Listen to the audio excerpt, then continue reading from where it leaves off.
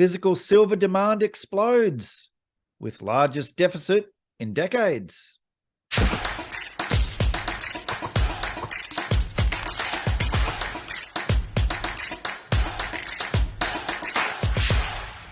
And coming in from Reuters, silver heads for biggest deficit in decades, Silver Institute says. Global demand for silver is expected to rise 16% this year to 1.21 billion ounces, creating the biggest deficit in decades, according to the Silver Institute on Thursday night. Use of silver by industry for jewellery and silverware and for bars and coins for retail investors were all forecast to reach record levels, the Institute said. Automakers are using more silver as the amount of electronics in vehicles increases, but the sector accounts for only around 5% of total demand. Solar panels account for around 10% of silver demand. Demand in India almost doubled in 2022 as buyers took advantage of low prices to replenish stockpiles drawn down in 2020 and 2021. ETFs storing silver for investors shrank, however, returning metal to the market. But the Silver Institute does not count ETFs as physical demand because they only store wholesale silver bars and do not rework them. The Silver Institute predicted a deficit of 194 million ounces this year, up from 48 million ounces in 2021. Demand is likely to fall next year, said Philip Newman at Consultants Metals Focus, which prepared the Silver Institute's numbers. India's restocking is likely to trip over into 2023, but at some point will dissipate, he said. By extension, could see some decent figures in 2023, but it may not match 2022. Newman said he expected strong demand from industries such as solar panel and automakers and more silver supply deficits in the coming years, but not as large as in 2022. The amount of silver stored in vaults in London and New York monitored by the COMEX exchange and the LBMA has fallen by around 370 million ounces or 25% this year. But Newman said there was plenty of silver left. You do have still sizable stocks, he said. I don't think that's a concern. Silver prices have fallen around 10% this year to $21 an ounce, mostly due to financial investors selling silver in response to rising US bond yields and a strengthening dollar. So here you can see the chart. Total supply in 2022 is just over 1 billion ounces. And you can see the demand, 1.21 billion ounces. So there's that deficit of 194 million ounces. So what does this report mean for the price of silver and where is the price of silver headed? Well, I have a bit of a thesis behind that, which we'll come to, and it's my reasons why I believe we will see triple-digit silver. But before we get to that, I just want to go through this article from Jeff Clark on GoldSilver.com, because this actually leads in perfectly to my thesis. So let's have a look at this article entitled, "How Long Can Silver Stay Cheap? Miners Share a Clue." I saw an analyst report from a bank that estimated what the primary silver producers would generate in free cash flow this year, and it wasn't pretty. However, it carries a direct hint about where the price of silver is headed. While it doesn't mean a surge in the silver price is imminent, the industry has been here before and demonstrated there's only one way out of this dilemma. First, let's set the stage. What tiny looks like. I think most of this audience knows the silver market is small. At a $20 silver price, estimated supply this year is worth roughly $20 billion. As I write, the market cap of Starbucks is $112 billion. Good coffee, but is a company that makes lattes really worth 5.5 times more than the entire 2022 supply of a critical strategic metal? The primary silver equity market is also small. By primary, we mean those producers whose primary metal is silver. Roughly 75% of silver comes from non-silver mines, so there's only a handful of true primary silver producers, and those handful of producers have a tiny market cap compared to other resource markets. So you can see from this chart that as of November 7, the market cap for diversified miners like BHP, Rio Tinto, etc. is $441 billion. Gold is $225 billion, copper $118 billion, And you can see little old silver there at just under $22 billion. Now compare silver's $22 billion market cap to Apple's cash level of $179 billion. Apple could buy the entire primary producer sector and still have $157 billion left over. Heck, the market cap for the demand of silver metal in 2009 was $35 billion. The primary silver equities market is puny because investors have been discouraged by both silver prices and stock prices and sold, pushing the market cap lower. In turn, this has hurt the company's both production and growth. This fact sets the stage for, well, how long can you be in the red? The analyst report I mentioned estimated what the primary silver producers could earn in free cash flow on a net basis for 2022. The report was done in early November, so it's up to date. It's very sobering for this niche industry. You experienced investors can probably guess what it shows. And here it is. So on a net basis, most primary silver producers are unable to generate positive free cash flow. So there's a list of miners, large, medium, and small, that cannot produce free cash flow at current prices. So the number one reason they can't do it is because of depressed silver price. This is a hint for the silver price because obviously a sector can't remain unprofitable indefinitely. So what's the answer? There's only one way out. It's really true because miners have already lowered costs about as much as they can. The persistent low silver price has forced them to do so. The average all-in sustaining costs of the producers is currently $19.33 per ounce on a weighted basis. The silver price was in the low 20s through June of this year, but since then has averaged just $19.55, barely above the industry's average production costs. Getting the industry average meaningfully lower is almost impossible, especially when we now have high inflation, which of course impacts the mining sector like everyone else. And that's an interesting point. That's why a lot of people have got out of the mining and exploration sector. And we've seen a lot of quality miners and quality explorers absolutely be smashed. Way more undervalued than the actual underlying metal. Hence why we have been accumulating those stocks where contrarian investors were happy to buy when, no one wants to. And then we'll sell when everyone's piling in. There are exceptions, but generally costs are rising. The silver price has to eventually rise to account for this. Further, a number of miners have performed high grading, a practice where they mine the higher grade portions of their deposits in an effort to generate better revenue. They can't do this forever either, and for those that have relied on it, a harsh reality is dead ahead. The low-grade portions of their deposits may not be feasible if the silver price remains low, because the low grade only works if the high grade material is available to mix with it. The same research showed there is likely to be some improvement across the sector in 2023. They estimate over half still won't generate positive free cash flow, even at slightly higher silver prices. This again highlights that the silver price must be higher in order for the industry to operate profitably. By the way, this is not a list of recommendations, the ones to consider. Okay, so it's a report there. I'll put a link in the description below to this article, and then you can click on that link if you want to check that out. It's true that 3 out of 4 ounces come from non-primary silver mines. They don't require a high silver price. The silver is a byproduct and only offsets their total production costs, but it can naturally cause profitability problems.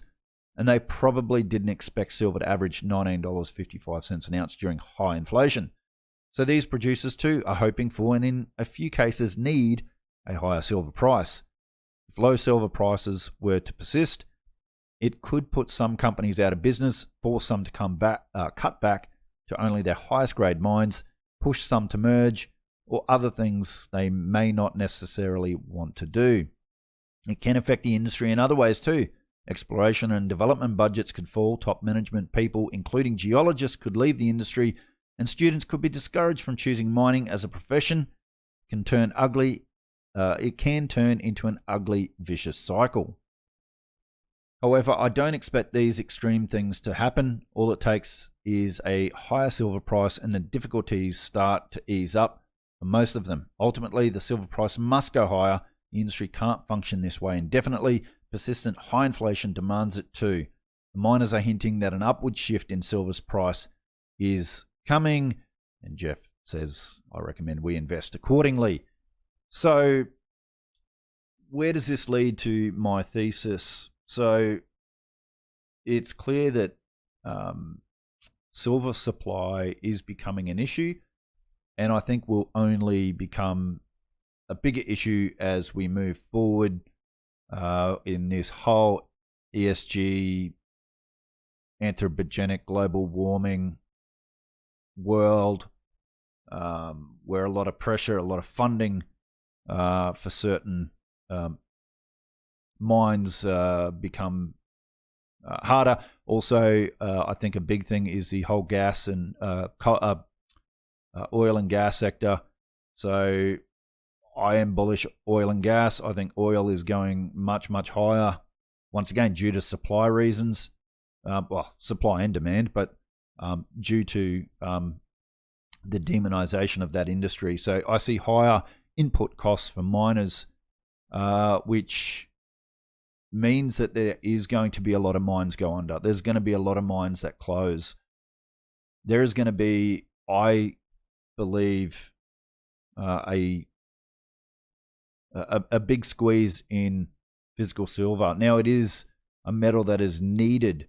It is a strategic metal, a very important metal.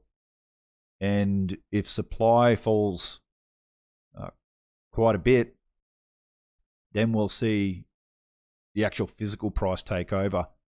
And this could be, in fact, I think this will be the beginning of the end of the paper price market. And we do have a comparison for that. Palladium. Now, I've done a video on this. So I did this video some time ago. I can't even remember when now. Silver breakout 600% higher. And I'll put a link in the description below. I highly recommend you guys watch it. And in it, I talk about palladium. And I shared this chart, historical palladium prices, where palladium from early 2016 in 4 years went up 5-6 times. 5-6 times. So why did that happen to palladium? What happened to palladium? Why did the paper market for palladium break and palladium go up? Well, what I want to do now is just share a short little clip. Now, this goes back to, I think, early 2020, might even be late 2019, with Craig Hemke, who explains exactly what happened in the palladium market. What do you think it's going to be that will be the likely scenario for this house of cards to fall? I'm going to give you one thing right now that people need to watch, and that's palladium. You may have seen palladium price. Palladium prices are up 70% in the last 5 months. Outstanding, yes. Okay? New all-time highs. And every traditional signal that we have shows that it is an extreme physical shortage. The lease rates from one bank to another in London, if you want to borrow physical because you're on the hook to somebody demanding physical delivery from a promise you previously made, your lease rate is 20%. Okay, that's like Shylock level rates. The futures board in New York is in full backwardation from spot all the way out to the FARS futures contract, which is March 2020. The backwardation is about $110. Those two things right there, clear traditional signs of extreme physical shortage. If that's the case, the COMEX palladium market is structured identically to the gold and silver markets in that there are about, the open interest in COMEX palladium is, let's call it 28,000 contracts. So that's meant to represent 100 palladium ounces per contract. So the total open interest is about 2.8 million ounces. Okay? If you look at it that way, you with me? Mm-hmm. How much palladium do you think is in the COMEX vaults? Total. I'll help you. I don't even want to make you guess. 42,000 ounces. That's it? So there's digital obligations for 2.8 million ounces. There's 42, and I'm not talking just registered palladium. There's 15,000 registered palladium ounces. There's 27,000 eligible. The entire vault is 42,000. And the amount of make-believe palladium that trades there is 2.8 million ounces. So if London really is out, and that's what the lease rates and the backwardation is telling you, and if the only remaining stockpile is in New York where the leverage is 70 to 1, that whole market could completely collapse. And how long will it then take, at least I'm hoping, for a new set of, let's call them metal vigilantes, not the bond vigilantes, but the metal vigilantes to go, well, wait a second, time out. If the palladium market just completely evaporated, are the gold and silver markets structured the same way? Yeah. So I'd say watch palladium very closely. We used to talk about silver being the Achilles heel to the system. Palladium may actually be the Achilles heel. All right, so here's a current chart of palladium from Trading Economics. And so you can see that around early 2016, palladium was under $500. And, fast forward 4 years and it's pushing $3,000. In fact, we have a look at earlier this year when palladium absolutely boomed up to $3,000, as you can see there. So over a 6-year period from 2016 to early 2022, it went from under $500 to $3,000. So there's that 600% move, that 6x move. And so what happened, because of physical supply shortage, lease rates went up 20%, and the physical market took over. And we saw a true price discovery. And could we see that in silver? I do believe that we will see it. When? I don't know. Hopefully sooner rather than later, because I'm positioned for it. But this is where I honestly believe that we will see triple-digit silver. I'm not in the camp of $2,000, $4,000, $6,000 silver. I've done some videos on that. The titles of my videos, I've done those titles where we've discussed, will this happen, can this happen? And that will only happen is if we're in a super hyperinflationary environment, or there's a complete monetary reset and silver and gold need to be revalued. And there is that chance that could happen. And so for me, I want to own gold and silver for that particular scenario to play out. I think it's probably low, knowing the type of leaders that lead our world and the politicians. I think that's low, and that will be the very last option that they will take, in my opinion. But it is a small possibility. But just the fundamentals of silver, the importance of silver moving forward, I see a supply crunch in silver similar to palladium, and we could genuinely see price discovery in the silver market. And for mine, that's triple-digit silver. Definitely at least $100 silver, maybe higher, maybe 150, maybe 200, but definitely $100 silver. But and I've been banging on this for a long, long time. Even when silver has come down, and everyone gets upset. All silver investors get upset. I understand it, but I'm a long-term fundamental value investor, and I see value. I look at the fundamentals.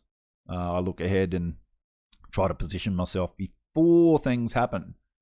I don't want to be late to the party on both on the upside and also the downside of things. So anyway, but that's my opinion. Once again, not financial advice, but just my opinion. What do you guys think? Do you guys think that silver could become the next palladium? What do you guys think about the Silver Institute report and the deficit? I see the demand for silver only going up while supply going down. And that to me just says asymmetric play right there. But what do you guys think? Love to see your thoughts and opinions in the comments below. If you like this video, please hit that like button. Really do appreciate it. Take care, everyone, and I'll see you all again on another episode of Finance Uncut. And just a reminder, the information provided in this video is for education and entertainment purposes only. Nothing on this channel constitutes as financial advice.